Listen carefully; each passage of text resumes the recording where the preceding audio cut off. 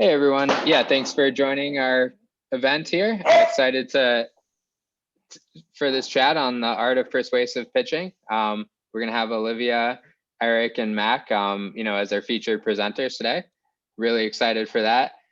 Just gonna share a quick intro video. This is through the Prepare for VC community, which I think all of you have joined and signed up for the event here. And yeah, I'd also like to keep this engaged as well. So if you guys want to introduce yourselves in the chat, feel free to share LinkedIn, your LinkedIn's or other connections there as well, or even what you're working on with your current startups. And then as we go, we're going to start with a presentation from Olivia, and then we're going to have a panel with Mac and Erik as well from the VC side on what they look for in pitches and presentations. And again, we're going to keep it open if anybody has questions through the chat along the way, and also additional questions we can open up to unmute and ask directly towards the end as well. So just going to start with a quick video here on what we're up to at Prepare for VC.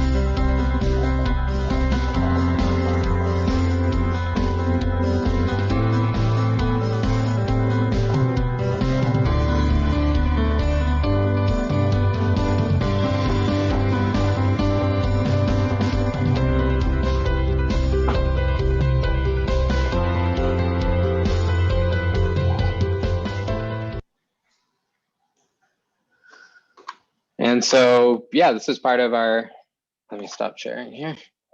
This is part of our event series. Definitely check out the other events we have coming up as well, interact in our community page, and excited to hand it over to Olivia to kick things off here and, start with the introductions on all of you. Yeah, thank you so much, Jason. I'm very happy to be with you all this evening. My name is Olivia Kantyka, for those of you who don't know me. Just a brief intro and by way of background. I'm a brand strategist and innovation consultant. I work with founders, thought leaders, and organizations to stay essentially one step ahead of the curve by building growth roadmaps, enhancing business workflows, and developing market visibility.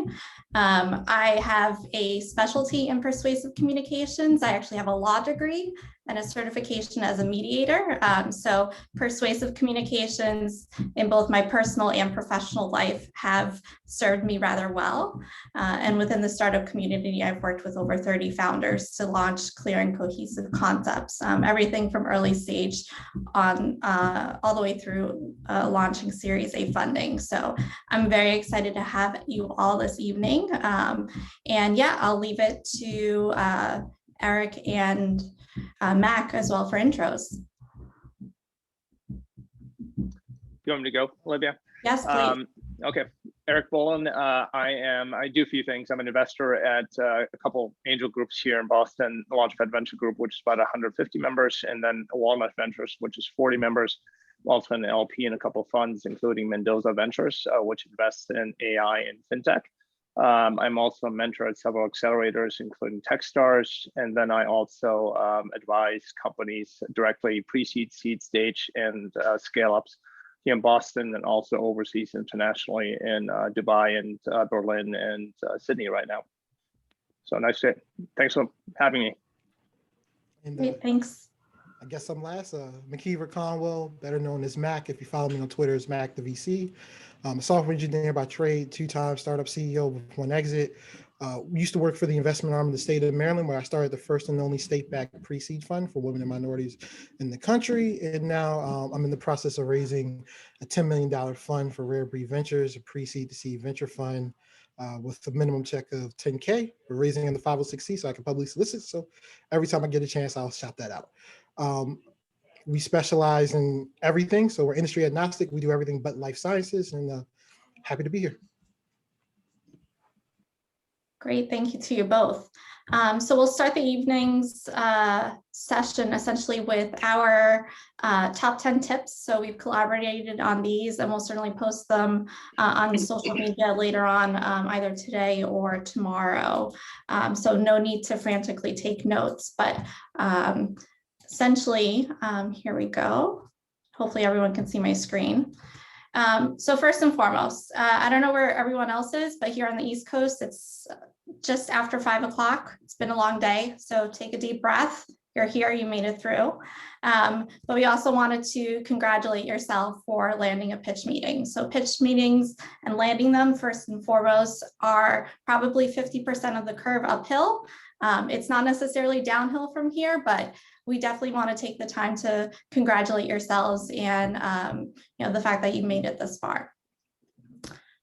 So the first thing that we wanted to chat about are essentially worth, showing your worth.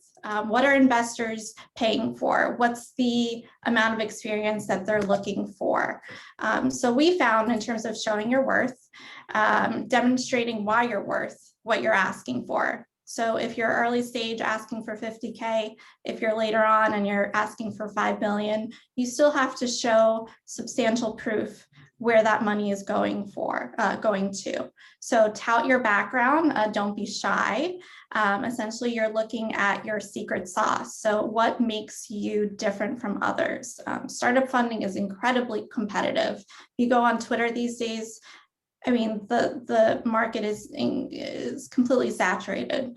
So here we want to show your worth, don't be shy, and definitely make sure you differentiate yourself from others. Language. I went through law school. I got my certification as a mediator. I spent a lot of money on learning these tips in terms of using the proper language, but in terms of using persuasive language. Metaphors, similes, and analogies. These phrases and terms will definitely differentiate you from others. It's going to make your pitch a little bit stronger. So if you use terms like compared to, whereas, we've demonstrated our value by, unlike X, we've provided. So here, instead of saying I, you're actually putting yourself as a differentiating company amongst your industry. So forecasting, this gets a little tricky in terms of financial planning and forecasting. You never really know where your market is going to be 100%, but based on your research and your experience, we all know the phrase from Aladdin, from Disney's Aladdin, I can show you the world. So that's essentially the information that investors are looking for. So based on industry trends, where do you think your company is going to be in the next 3 to 5 years? Is there going to be an uptick in the market for your product or service? And why should they invest now versus 6 months from now or 5 years from now? A lot of investors will say, this is a great idea, but you're not quite there yet. You're not right for me now. Definitely, look into those opportunities and say why you're relevant to your market now. So repetition, rinse and repeat. This is more of a psychological cadence that you can set throughout your pitch. We all know that repetition helps with memory. So whether it's repeating your brand story, which we all know from prior events that we've done, brand story repetition is increasingly compelling throughout your pitch. And it's especially compelling if you include a more personal note. So a customer quote, a client mentor, famous figure. So it actually brings your brand story to life. And we want to make sure that you are reiterating your value prop all throughout your pitch and ending in a strong statement. So make sure that the last slide is essentially your closing statement for your argument to make sure that they are left with something that they'll remember for the days to come. So friction. Friction by itself is a term that has a pretty much of a negative connotation, but we like to consider this more so as kind of like movie storytelling. So if you consider when you go to a movie, there's usually a buildup. There's, obstacles, there's gunfighting, there's hills to climb. There's a lot of things that are going on, but causing that friction will actually make the solution that much more satisfying. So when you're identifying the problem and solution in your pitch, we all know that those are key elements in terms of your slides, but what's the rationale behind including them? So we're driving home on the negative emotion. So create a little bit of frustration, create a little uncertainty, sadness, FOMO, fear of missing out, and then make sure you're soothing with your solution. So essentially this is your formula. As an end result, you'll create an empathetic VC.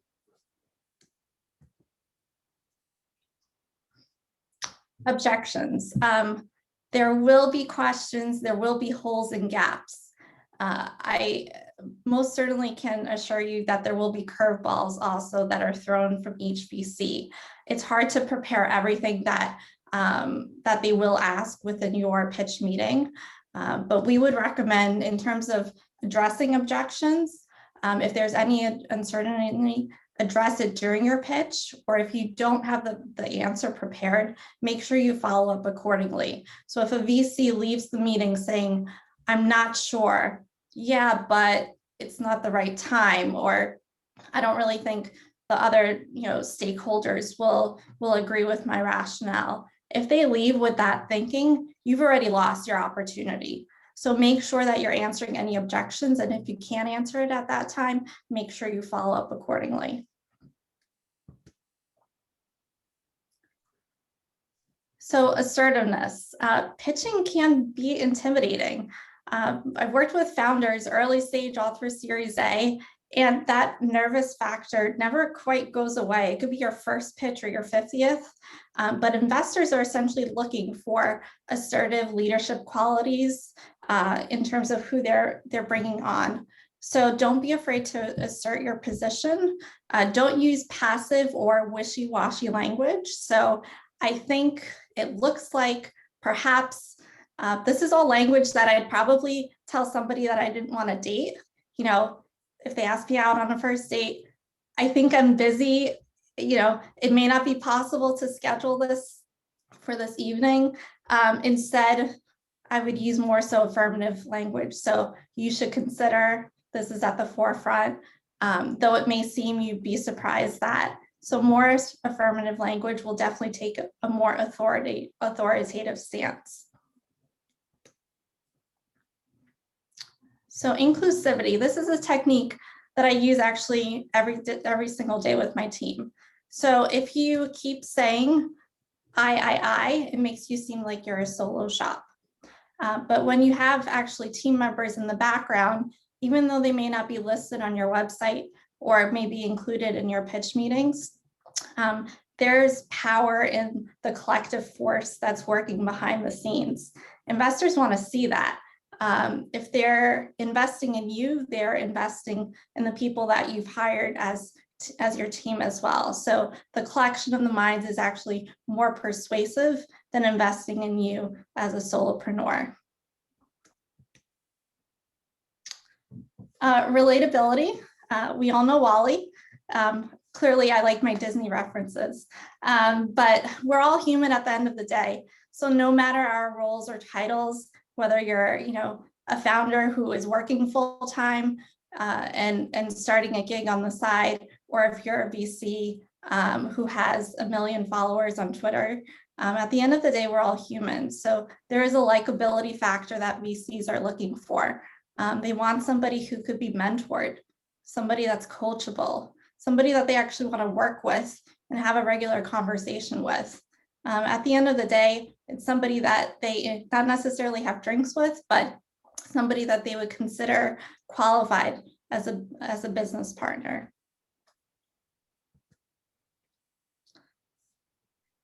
And the last one is something that you usually see when you go to movies. Silence is golden.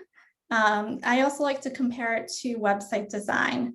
If you have too many words and graphics with jumbled up thoughts on a website, usually your ideas and your value prop doesn't have enough room to breathe. So make sure you set a natural cadence to your presentation. Take pause moments with open-ended questions, transitional sentences as well. And remember that, you don't need to rush. I know that usually you have X amount of time to go through pitches, but this is your time to shine. It's your time to set the stage. It's your time to prove your value and your dominance. And you want to make sure you maximize that time as well. So I wanted to open up with a couple of questions for our VCs. Let's see.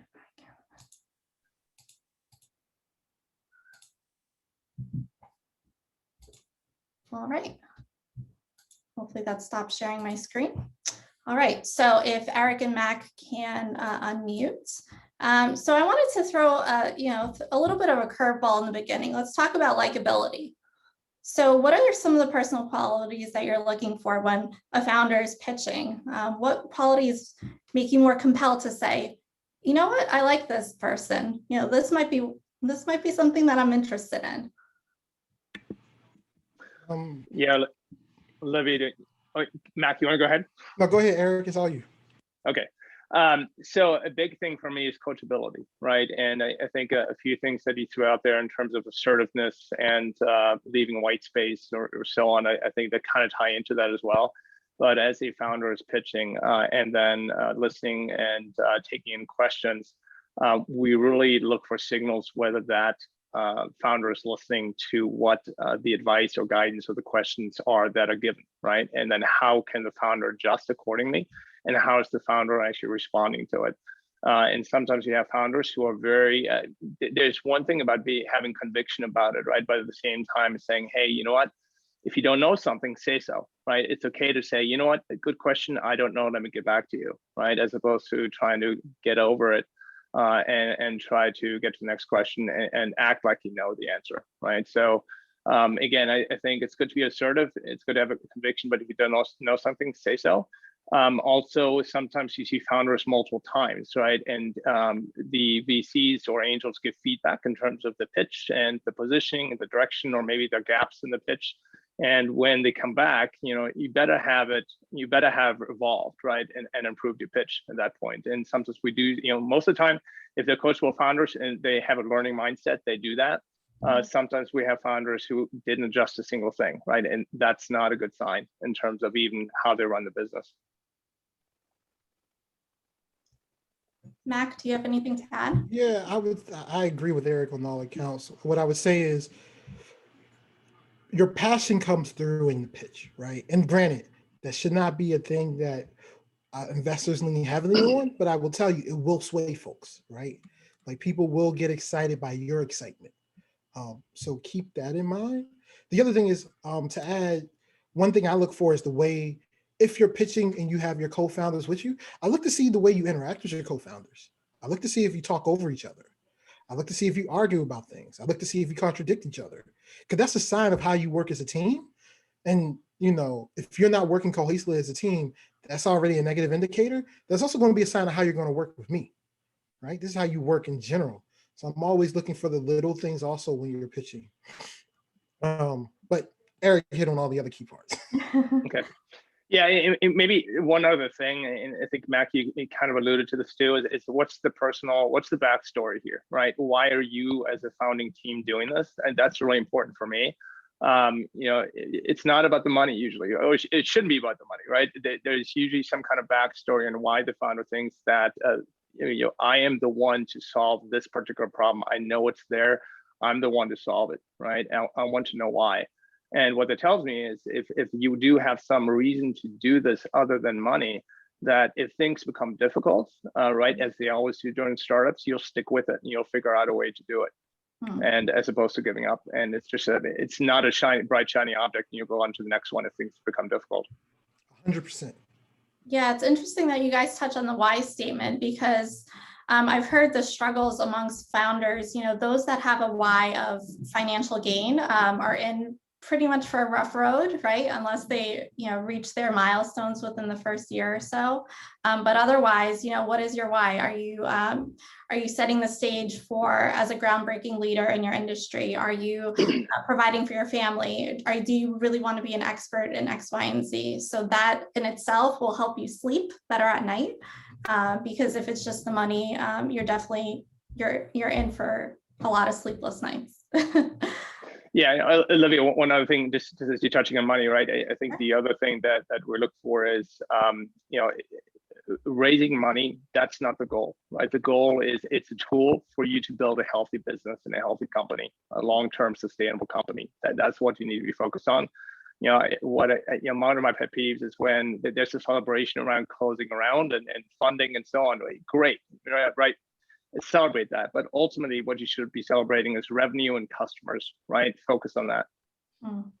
100%. And to all these points, the reason why it's important for you to be, you're solving a problem that you're truly passionate about.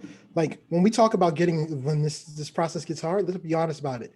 It gets really hard. Like there are going to be dark days. There are going to be days where this is not going to be fun, where you're going to be struggling, and it's going to be what's going to keep you going. When it gets really hard, if this isn't something you truly care about, you're truly passionate about, are you going to stick with it?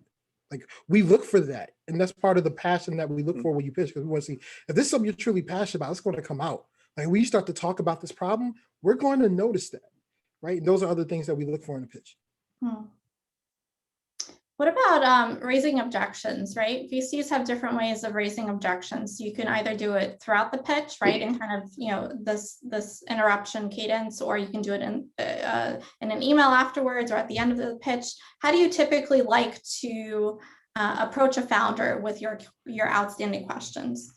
Yeah, so for me, I'm typically going to ask you questions throughout your pitch, right? Like, because there's specific questions I'm trying to get to, and I'll also say this, right?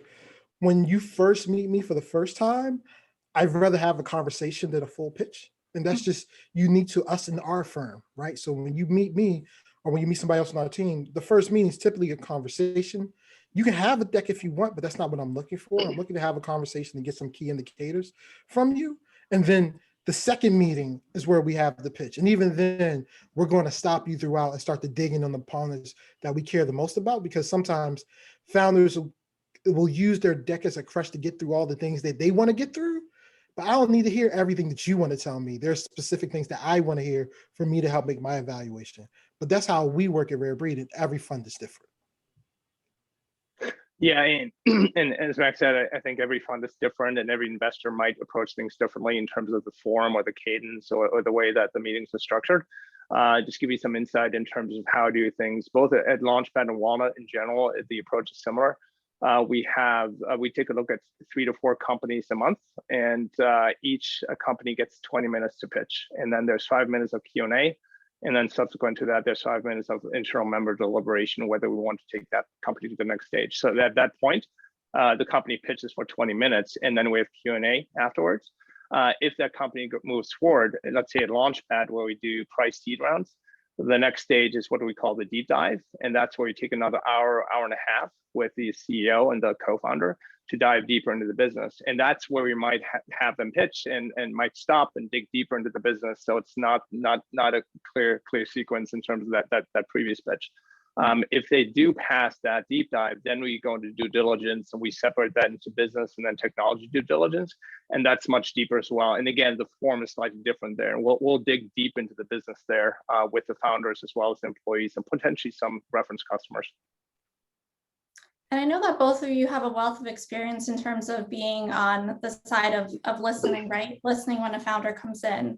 But what typically are kind of like red flags or leaves you thinking, yeah, but this isn't quite right for me. What are some of those things that you're thinking about that cause moments of hesitation and actually saying yes? I was going to let Erik. Okay. I'll go ahead. So a few things, right? I think there's, you always look at, from a purely investor perspective, hey, I'm looking at, let's say 20 companies this week, right? of those 20 companies, or let's say once of the 12 months, and I'm drawing general, not just my personal perspective, but let's say you look at angel investors, right? Maybe on average, an angel investor does between 5 and 6 to 7 investments a year, right? So the odds are pretty low for you as a founder.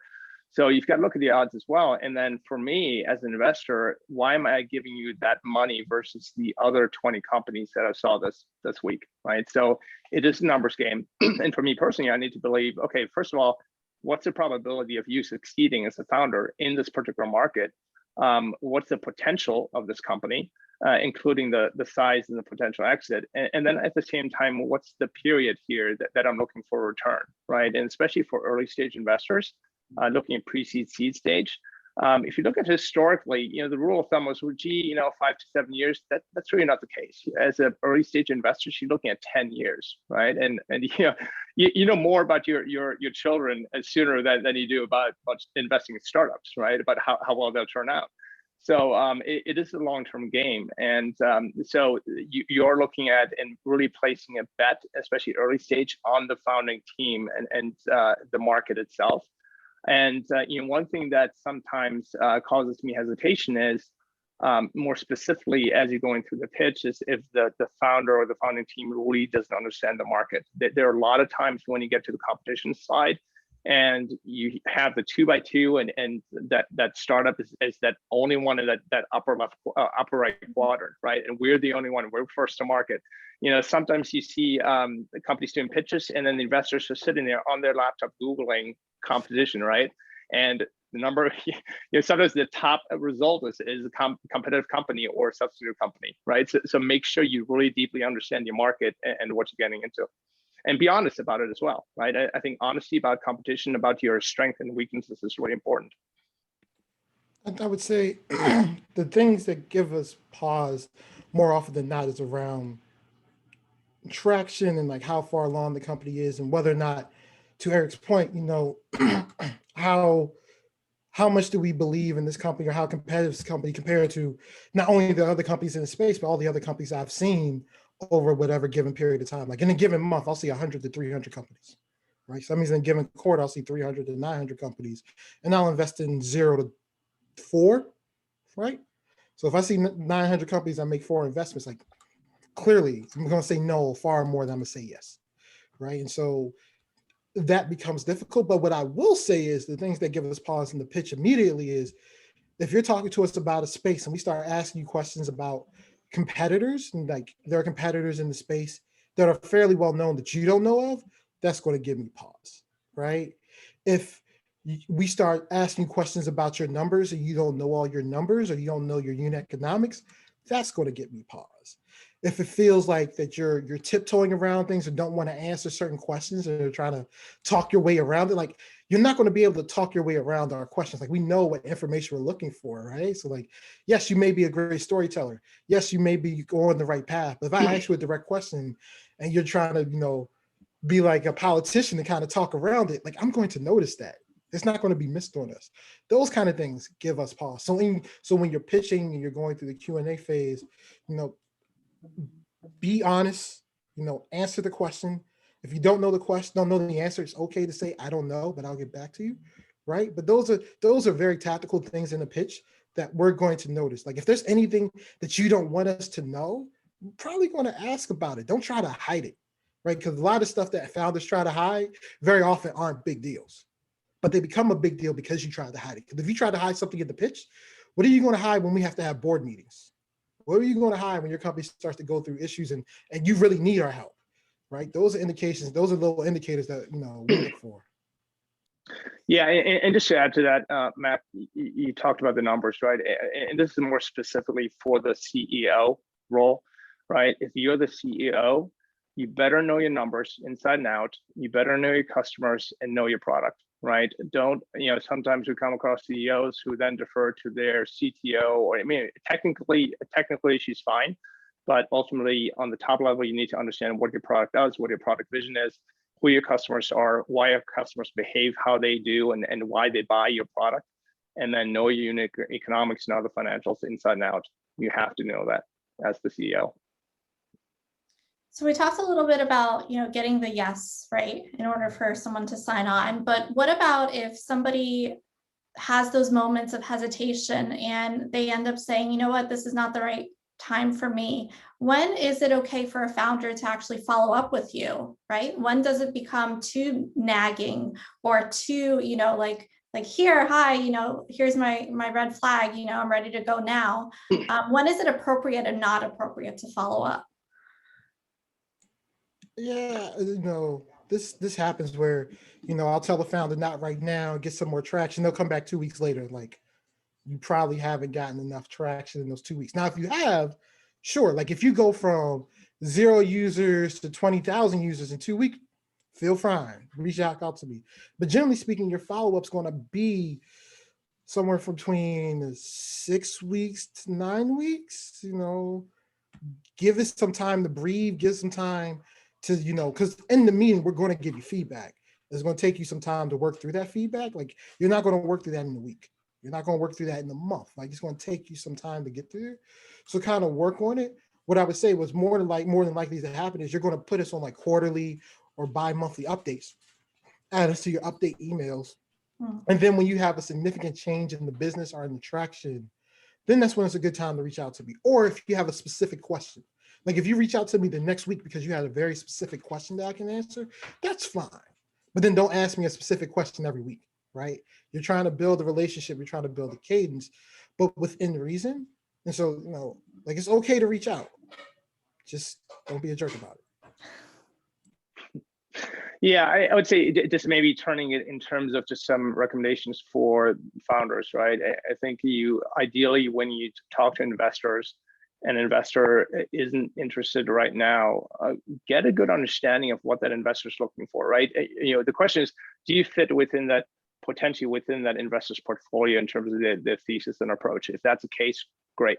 But you might not be ready at this point, right? The investor might be looking for, and again, investors have different criteria.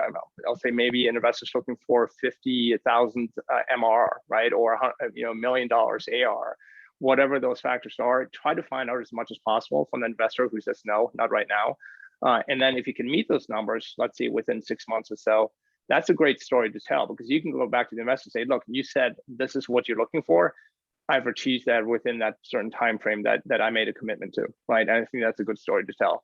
Ideally, you don't, and I think to be fair to founders, I think investors should not give a kind of a ambiguous answer in terms of maybe not right now, but I'm not going to tell you exactly what I'm looking for, because some investors have the fear of missing out, right? I don't think that's fair. I think you should always give, clear direction to those founders. And if it's a hard no, it's a hard no, right? Say so. And if it's a good solid yes, then let's talk about next steps at that point. One of the last questions I had before I open it up to the group for a Q&A, investor decks, how important are they really in developing a persuasive pitch? So I've designed decks, I've created the messaging behind them. I've worked with founders and, adding all these little, creative design touches to make sure that they look professional and on par, and even maybe just to show that they're a little bit bigger than what they actually are behind the scenes. But how important is the investor deck in your decision-making process? Mac, you will go ahead. Oh, yeah, I'll go. Okay, so it is important. I think the deck is still one of the main documents that investors look for by default.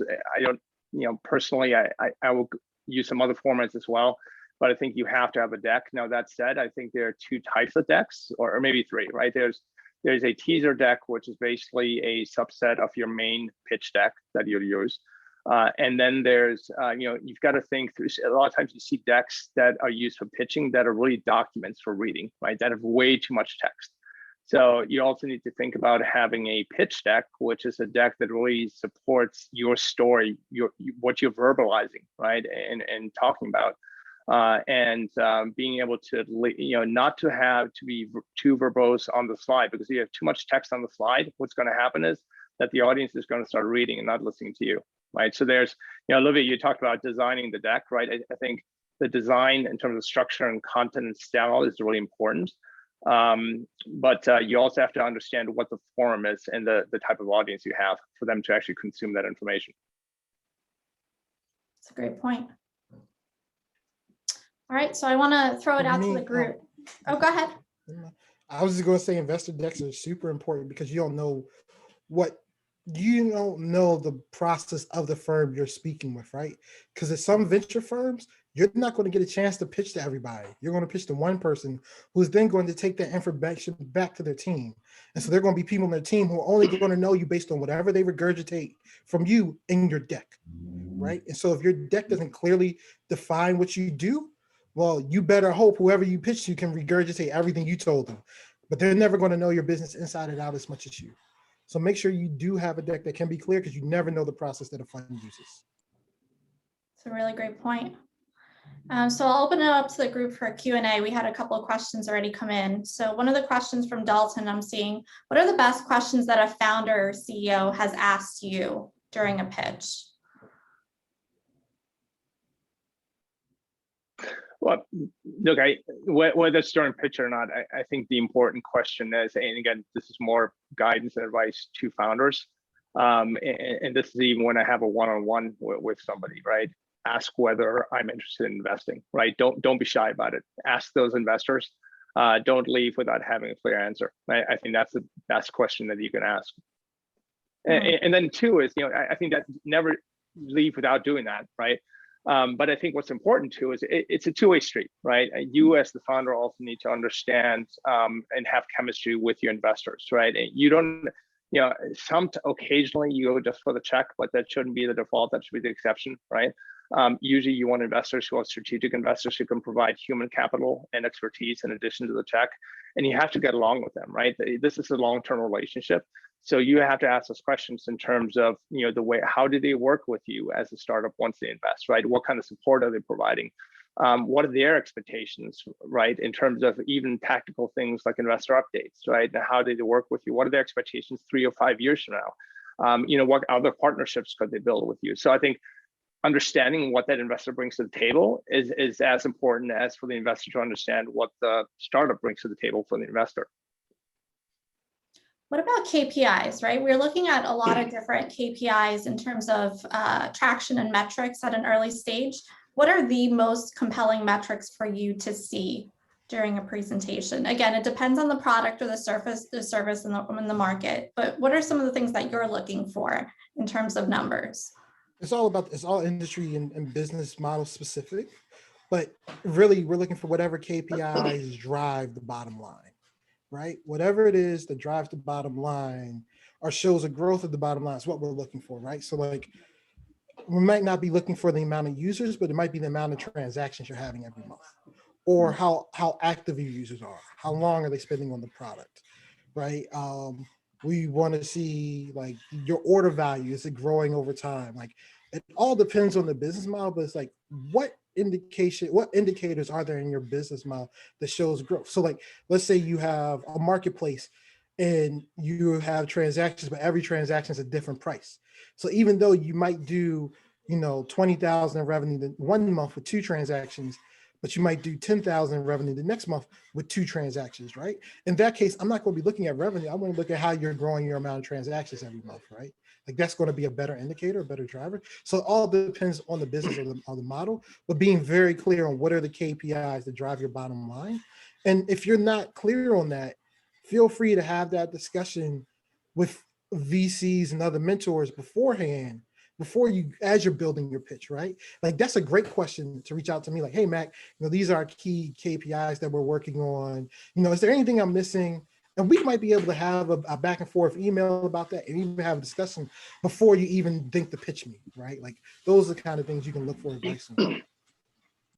Is it accurate to say that those KPIs would be different depending on a pilot program, for example, or validation within a customer segment?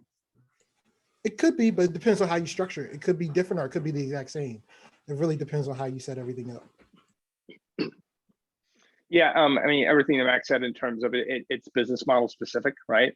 But in terms of, Olivia, you mentioned pilot, right? I think other than specific KPIs, a great thing to see, and what you don't see a lot, is when companies are actually able to convince their customers to have paid pilots or paid tests, right? Or to prepay for their product, or as opposed to giving away product for free for the first 6 or 12 months, they're actually able to compel their customers to start paying very soon and start turning that revenue lever on sooner rather than later. So that's a really compelling case a lot of times. And you know, you might see that 1 times out of 10, but when you start saying, hey, I've got paid pilots and they're actually funding product development, that's a great story to tell. This is more in terms of, you know, setting the stage for being polite in your emails. I'm sure you have some founders that keep pinging you via email. And there might be some founders that you don't respond to because at some point you're like, okay, enough is enough. But how appropriate is it for a founder to kind of ping you if they think that they're getting lost in your inbox?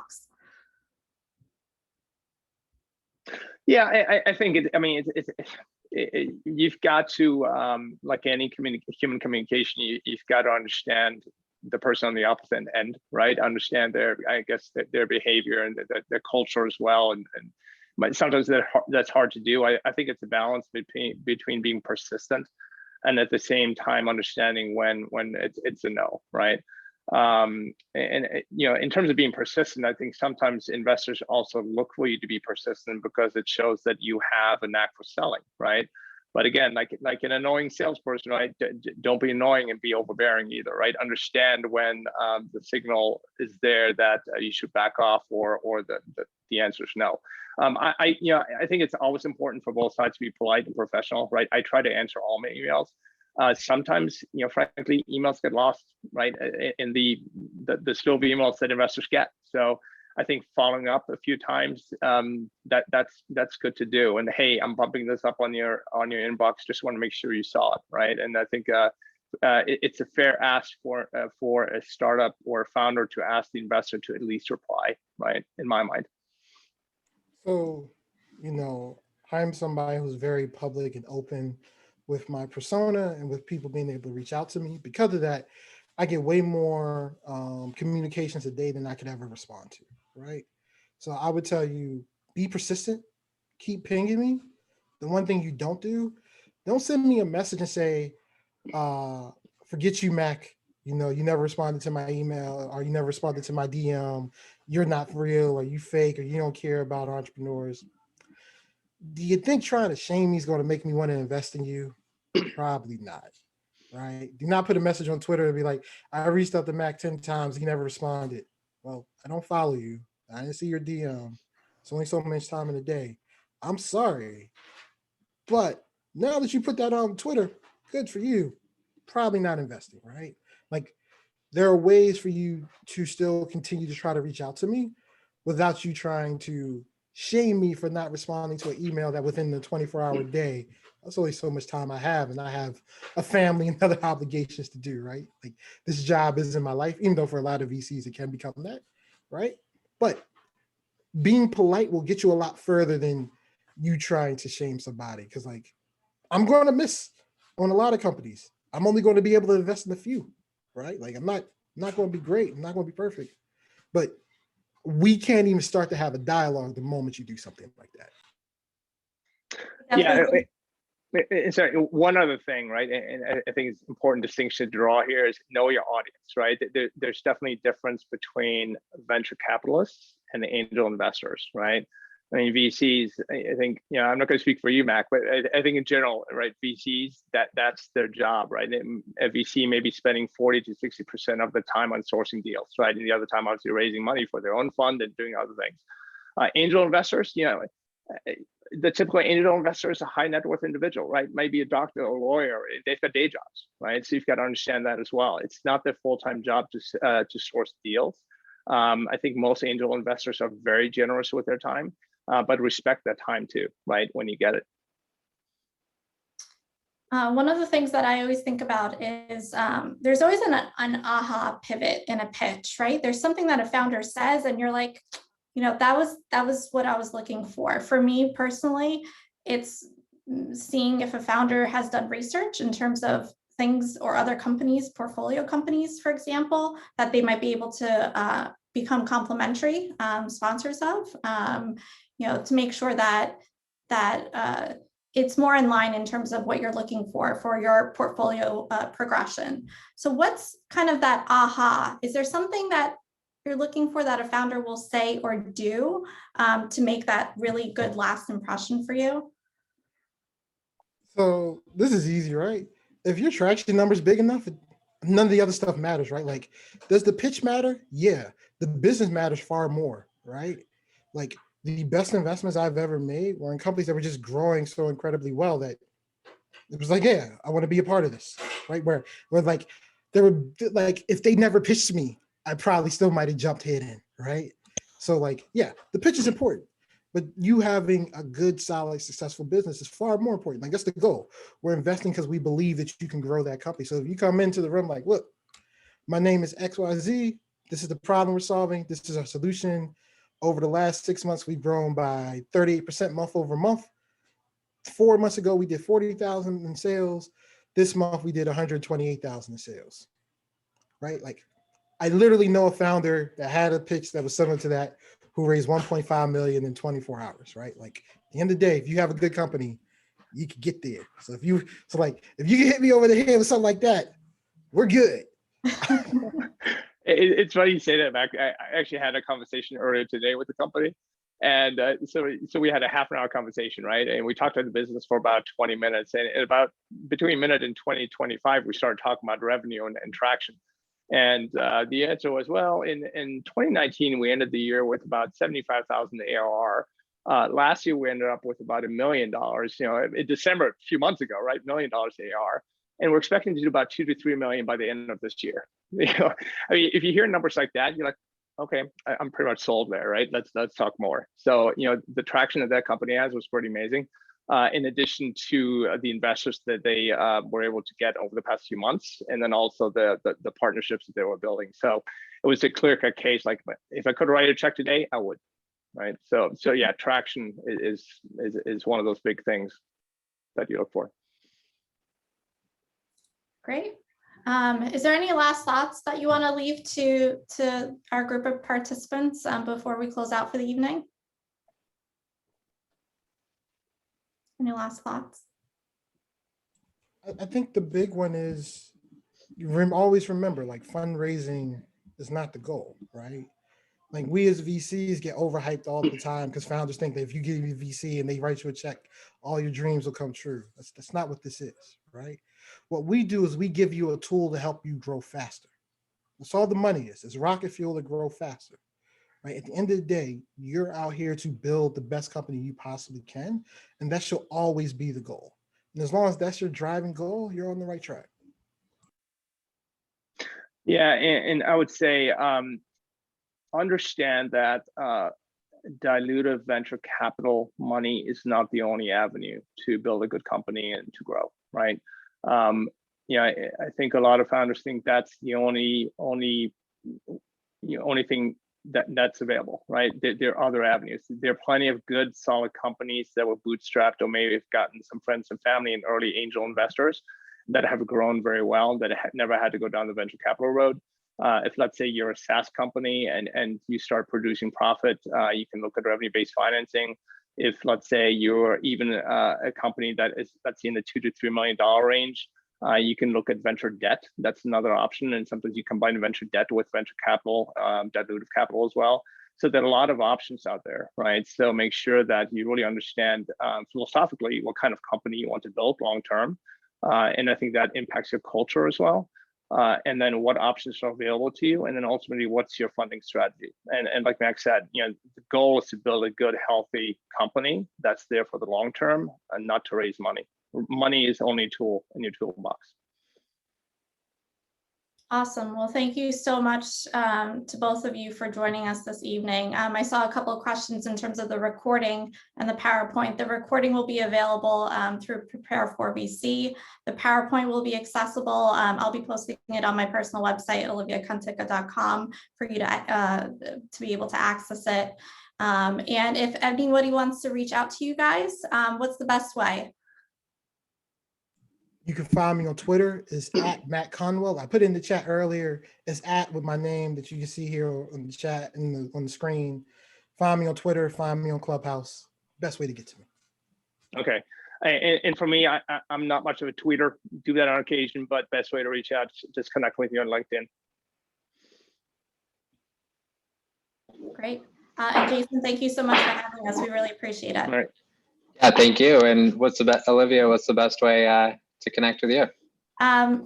If you find me in the digital web, I will likely respond Twitter, or you'll find all of my information on my website. Sounds good.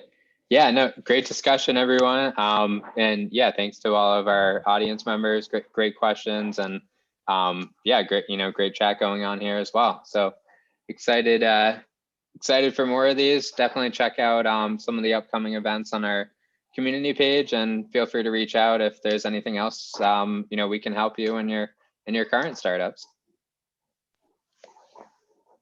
All Thanks right. again. Thanks for having me. Bye. Thank you.